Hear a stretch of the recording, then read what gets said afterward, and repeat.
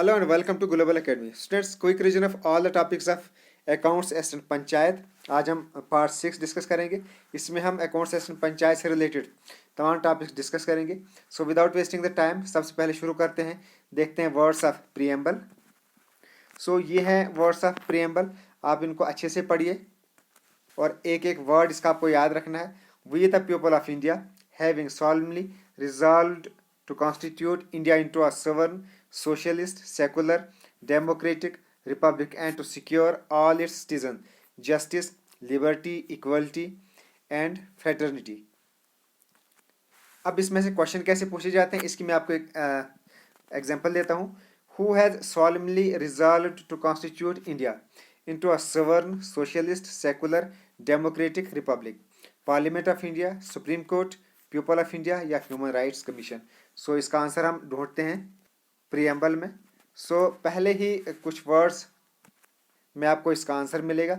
We the people of India having solemnly resolved to constitute India into a sovereign, socialist, secular, democratic and republic. So we the people of India, ये है इसका correct answer, people of India. Next, when was Indian constitution adopted? तो ये कब adopt किया गया था? तो इसका आंसर भी आपको मिलेगा इन द प्रीएम्बल।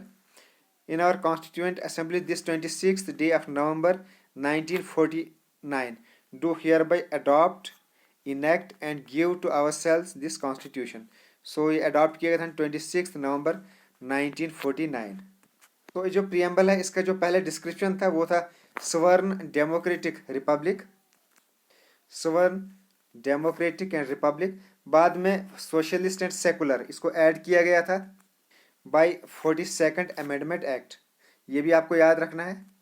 उसके अलावा यूनिटी ऑफ नेशन इसको भी चेंज किया गया 42nd अमेंडमेंट के through, and it was change into unity and integrity of the nation. उसके अलावा ये वर्ड्स भी आपको याद रखने हैं। आपको पूछा जा सकता है कि किस किस टाइप का जस्टिस प्रीएम्बल में मेंशन है। Social, economic and political justice, इस तरीके से liberty of thought, expression, belief, faith and worship. ये मैंने पहले भी आपको बताया, इसका एक एक वर्ड आपको याद रखना है, काफ़ी इंपॉर्टेंट है ये जो प्रीएम्बल ऑफ कॉन्स्टिट्यूशन था, it was inspired by US constitution preamble, और both the preambles begin with we the people. जो अमेरिकन कॉन्स्टिट्यूशन है उसका जो प्रीएम्बल है वो भी शुरू होता है वी द पीपल से, और इंडियन कॉन्स्टिट्यूशन का जो प्रीएम्बल है ये भी शुरू होता है वी द पीपल से। नाउ पिछली वीडियो में हमने पढ़ा था आर्टिकल 32 के बारे में, empowers the parliament to authorise any courts to issue writs, और 5 टाइप्स की रिट्स इशू करता है court: habeas corpus, certiorari, prohibition, mandamus and quo warranto. तो पहले हम आज डिस्कस करते हैं हेबस कॉर्पस, इसका क्या होता है मीनिंग। हेबस कॉर्पस एक तो आपको इसका लिटरली मीनिंग भी याद आपको रखना है कि इसका मीनिंग क्या है, ये भी क्वेश्चन में पूछा जाता है। Habeas corpus means you have the body, ये इसका मीनिंग है। और ये जो रिट होती है कब इशू की जाती है? जब भी किसी पर्सन को डिटेन किया जाता है तो इस वक्त सुप्रीम कोर्ट या हाई कोर्ट इशू करता है हेबस कॉर्पस रिट, और इसमें रिट इशू होती है to produce a person who has been detained before a court. या तो उस पर्सन को कोर्ट के सामने उसको पेश किया जाए या release him if such detention is found illegal. So इस टाइप की रिट इशू की जाती है इन हेबस कॉर्पस। और नेक्स्ट है मैंडेमस। सो इसका मीनिंग है वी कमांड, ये मीनिंग इसका आपको याद रखना है, ये पूछा जाता है एग्जाम में। सो ये जो रिट होती है इसमें हाई कोर्ट, सुप्रीम कोर्ट या हाई कोर्ट ये लोअर कोर्ट्स को, ट्रिब्यूनल को या पब्लिक अथॉरिटी को ये इशू करता है writs to perform a public और स्टैट्यूटरी ड्यूटी। सो 2 टाइप्स की रिट हमने डिस्कस की। नेक्स्ट वीडियो में बाकी की 3 रिट्स हम डिस्कस करेंगे। नाउ फंडामेंटल राइट्स देखते हैं। इसमें हमने कुछ पॉइंट्स पिछली वीडियो में हम डिस्कस किए थे। Now article 14, article 15, 16, 17 and 18 they are related to right to equality. तो और आपको ये जो आर्टिकल्स हैं ये आपको बस समझो रट लेने हैं। हर आर्टिकल के बारे में आपको पता होना चाहिए कि आर्टिकल 14 क्या कहता है।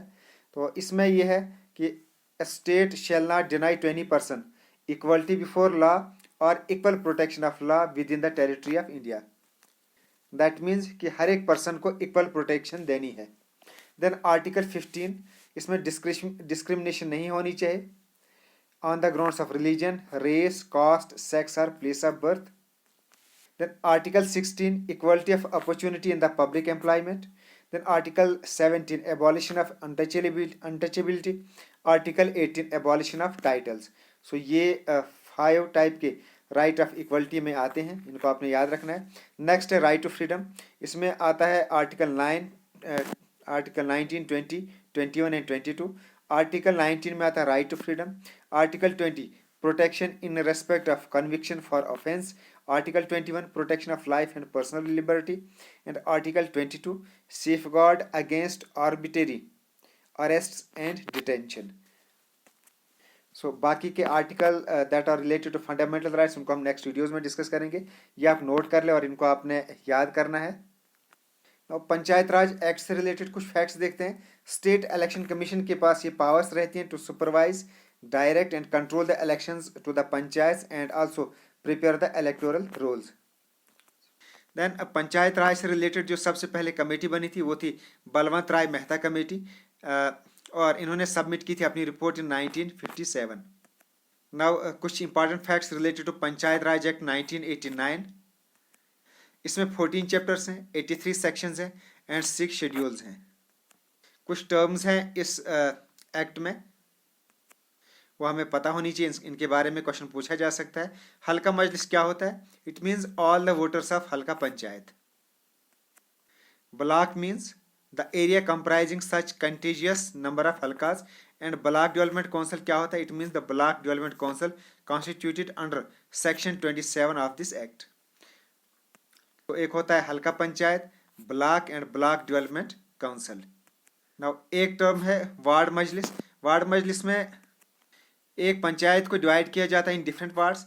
वार्ड के अंदर जितने भी पर्सन्स होते हैं, adult persons of the ward, जिनके नाम इंक्लूडेड है इन द इलेक्टोरल रोल्स, तो उनको वार्ड मजलिस कहा जाता है. और ये जो वार्ड मजलिस होती है, इसकी जो मीटिंग होती है, shall meet at least once in 3 months. 3 महीने में कम से कम इनकी एक बार मीटिंग होनी चाहिए. और इसको प्रिजाइड करेगा पेंच, और इसकी एब्सेंस में इसको प्रिजाइड करेगा बाय मेंबर ऑफ वार्ड मजलिस, जिसको इलेक्ट करेंगे majority of members present in the meeting. अब नेक्स्ट टर्म आती है हल्का मजलिस. सो हल्का मजलिस या हल्का पंचायत या के अंदर जितने भी इलेक्टोरल रोल्स में जो भी पीपल्स इंक्लूडेड हैं, उनको हल्का मजलिस कहा जाता है. दैट मीन्स कि पूरे पंचायत के अंदर जो भी पीपल्स जो भी persons that are included in electoral rolls, उनको हल्का मजलिस कहा जाता है. और इनकी जो मीटिंग होती है, it shall be convened by a sarpanch. तो इसकी जो मीटिंग होती है वो सरपंच बुला सकता है, और इन हिज एब्सेंस बाय नायब सरपंच ऑफ सच पंचायत. और इनकी जो मीटिंग होती है, it shall be at least 2 meetings of हल्का मजलिस एवरी ईयर. हर साल में कम से कम 2 meetings होनी चाहिए, one in the first and other in the last quarter of the financial year. और इसमें जो सरपंच होता है, इसको इलेक्ट किया जाना चाहिए bye direct elections. And naib sarpanch, it shall be elected by the panches of the halqa panchayat from among themselves at the first notified meeting of the halqa panchayat after its constitution. So naib sarpanch को चुनेंगे panches of the halqa panchayat. Now sustainable developmental goal से रिलेटेड पिछले 2-4 videos में हमने पढ़ा है. आज देखते हैं वो कौन कौन से सस्टेनेबल डेवलपमेंटल गोल्स हैं. 17 गोल्स हैं, ये आपको याद करने हैं. इनमें से क्वेश्चन पूछ सकते हैं आपको. बस ये जितने भी गोल्स हैं ये आपको टिप्स पे याद होने चाहिए. फर्स्ट है no poverty, zero hunger, good health and wellbeing, quality education, gender equality, clean water and sanitation, affordable and clean energy, decent work and economic growth, industry innovation and infrastructure, reduced inequalities, sustainable cities and communities, responsible consumption and production, climate action, life below water, life on land, peace, justice and strong institutions, partnership for the goals. So ये हैं वो 17 sustainable developmental goals जिनको 193 nations ने इनके लिए sign किया है, and 2030 तक इनको फुलफिल करने की कोशिश भी करेंगे. नाउ कंप्यूटर से रिलेटेड, जिस वक्त हम कंप्यूटर ऑन करते हैं, कुछ सेट ऑफ इंस्ट्रक्शंस खुद ब खुद वहाँ कंप्यूटर के ऊपर चलती रहती हैं, when the computer is switched, तो उनको कहा जाता है BIOS, basic input output system. ये एक फर्मवेयर है, a piece of software permanently programmed into the hardware. Then Microsoft Word क्या होता है? ये एक पॉपुलर वर्ड प्रोसेसिंग सॉफ्टवेयर है और ये हेल्प करता है in arranging written text in a proper format, giving it a systematic look. Then Microsoft Excel, ये एक स्प्रेड शीट एप्लीकेशन होती है, आपको याद रखना है कि Microsoft Excel it is a spread sheet application which is use to create and manage list of information. आपको शॉर्टकट कीज हम पढ़ रहे हैं, पिछली वीडियोज में भी हमने पढ़ी, आज भी देख लेते हैं। Control plus shift plus less than और ग्रेटर देन, तो ये यूज किया जाता है डिक्रीज और increase font size. Then control plus use किया जाता है डिक्रीज और increase font size 1 point at a time. Then control plus equal to apply subscript formatting. Then control plus shift plus key apply superscript formatting. Then control plus shift plus A formats all the letters as A upper case, यानी capital letters में इनसे लिखा जाता है। Then control plus shift plus key formats all letters as a lower case, तमाम letters lower case में हो जाते हैं इस की को यूज़ करके, इन कीज को यूज़ करके। Then control plus shift plus C copies the character formatting of selection, जो भी करेक्टर्स हमने सेलेक्ट किए हैं उनको कॉपी करेगा ये। Then control plus shift plus V, इससे पेस्ट हो जाएंगे वो पूरा टेक्स्ट जिसको हमने सेलेक्ट किया होगा। And control plus space removes all the manual characters formatting the selection. कुछ terms related to accounting and book keeping. Assets क्या होता है? टेंजिबल ऑब्जेक्ट्स और intangible rights owned by an enterprise. And balance sheet, ये एक statement होती है of financial position of an enterprise at a given date. Then contingent liability, an obligation relating to an existing condition which may arise or not.